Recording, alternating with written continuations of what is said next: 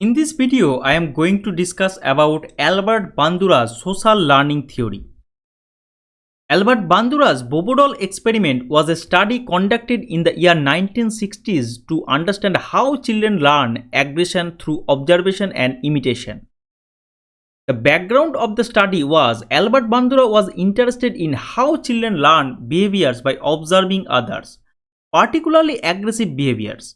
He wanted to test his theory of social learning, which suggests that people learn from observing others, especially when those others are rewarded or punished for their behavior.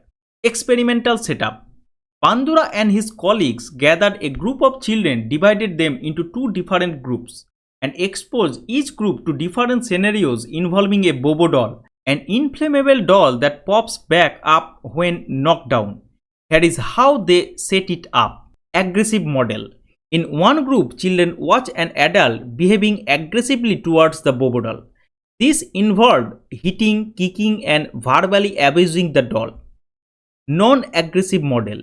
In another group, children watch an adult playing quietly with toys, ignoring the Bobo doll. And the control group. Some children did not see any adult interaction with the Bobo doll.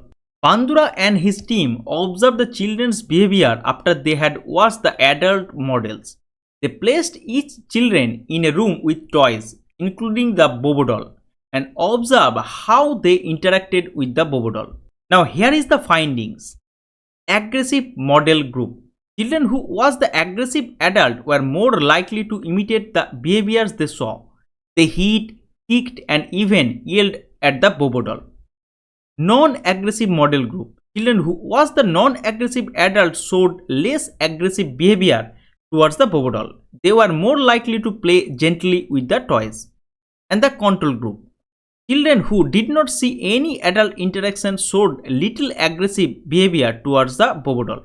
Bandura concluded that children learn by observing the behavior of others. They imitate what they see, especially if the behavior is rewarded or not punished. This experiment demonstrated the power of observational learning in shaping behavior, particularly aggression, in children.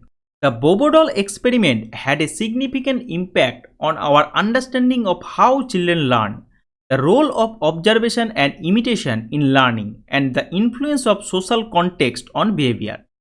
It highlighted the importance of modeling positive behaviors and the potential consequences of exposure to aggressive models, particularly in media and real-life situations. The Bobo doll experiments proved that children can learn through observation and learn imitating the same behaviors with a combination of environmental and cognitive processes. Its aim was to discover the extent of environmental influence on aggressive behavior. Bandura's findings were significant in the 1960s because there was an uptick in violent imagery on television, video games, and ads. Thus, investigation of the social impact was relevant. The term vicarious learning was introduced in the 1960s by Bandura, who demonstrated how learning can occur through observing the behaviors of others. Such social learning is effective without the need for the observer to experience feedback directly.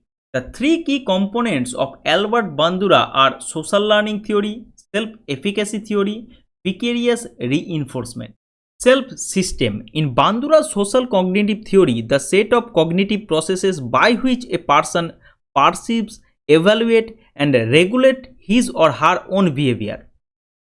Self-reinforcement, a process in which individuals reward themselves for reaching their own goal.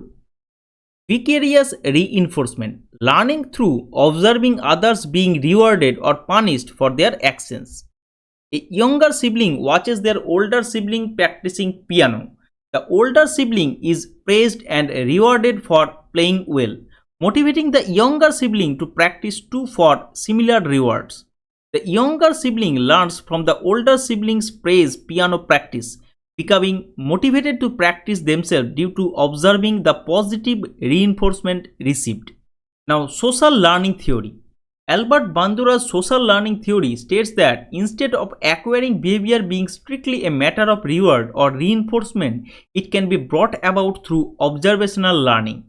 He states that people grasp how to behave based on the behavior of the people around them. People are surrounded by models that can be observed, be it a person's parents, peers, teachers, or even characters on a TV show. These models provide both masculine and feminine behaviors that can be observed or encoded and then later imitated or copied.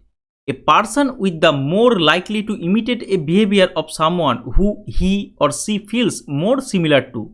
Often this means a person of the same sex. There are three main components of Bandura's social learning theory. A person can learn behavior through observation. This can be from a live model, an actual person performing the behavior, a verbal model that provides instruction and explanation or description of a particular behavior, or a symbolic model, behaviors portrayed in books, television, and films. The second concept was the mental state is an important aspect of learning. While environmental reinforcement is one aspect of learning a behavior, it is not the only one. Satisfaction, pride, and feeling of accomplishment are examples of what Bandura called instinct and internal reinforcement. In other words, internal thoughts can play an important role in learning a behavior. The third one is learning does not mean that a behavior will necessarily change. Behavior is believed that learning a behavior lead to a permanent change in the individual's behavior. But Bandura shows that with observational learning, a person can learn the new information without having to demonstrate his behavior. Conversely, just because a behavior is observed does not mean it will be learned. For social learning to be successful, there are certain requirements. The first one is attention. To learn, one must pay attention, and anything that diminishes attention will negatively affect observational learning. The second one is retention. One must be able to store the information and then at a later time be able to pull it back up and use it. The third one is reproduction. After paying attention and retaining information, the observed behavior has to be performed. Practice can lead to improvement of the behavior. The fourth one is motivation. The last part of successful learning can be observed behavior is that a person must be motivated to imitate the behavior. It is here where reinforcement and punishment come into play. If an observed behavior is reinforced, one might wish to duplicate that response. While if an observed behavior is punished, one might be motivated to not do such an action.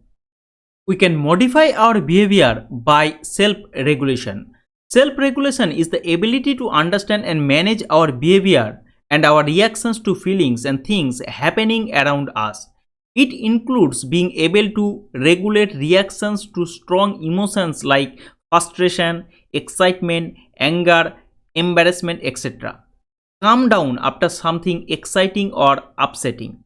We can self-regulate ourselves by goal setting, planning, self-monitoring, self-instruction, and by self-motivation.